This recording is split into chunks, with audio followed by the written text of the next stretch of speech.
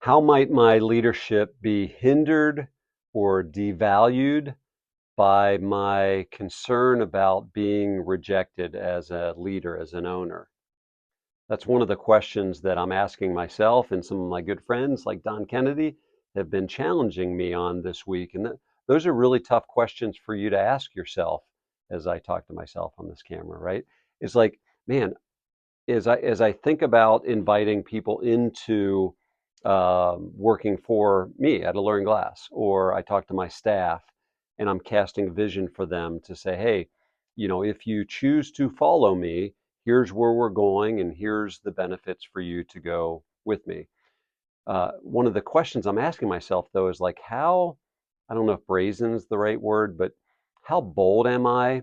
And I'm not talking about like intense, because I'm already an intense guy, but how much do I hold back on clarity for those in my charge, or that are being invited into my charge? Meaning, as I'm recruiting people to go on this journey with me, how clear am I with my conviction of the direction we're going? So as a leader, we set the course, right? So we're going in this direction, and here's why we're going in this direction. Here's what it's going to look as we hit the next milestone. Here's the next milestone we're going to hit. Here's exactly what your benefits are going to be, and here's why you should follow me.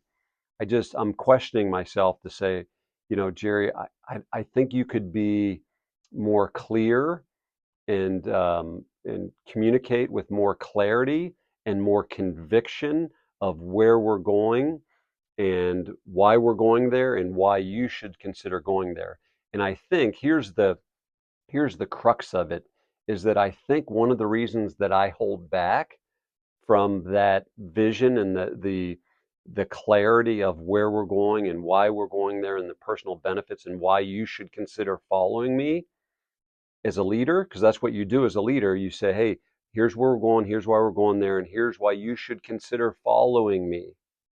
Right? When you're that clear, what you're opening yourself up for, Jerry, is what? Rejection. And so I'm like, gosh, I got goosebumps as I'm saying that. Like, that's powerful. Am I not leading as well as I could lead because I'm fearful of rejection? And the answer, by the way, is yes. Yes.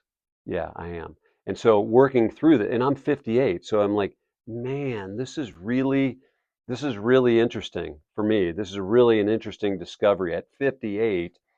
And I'm like, gosh, I need to lead with more, not more passion, but more clarity and more conviction, and talk to those, again, when I'm recruiting people, to say, hey, consider following me. And those in my charge, right, our staff, is to say, is to be very clear to say, I'm asking you to follow me.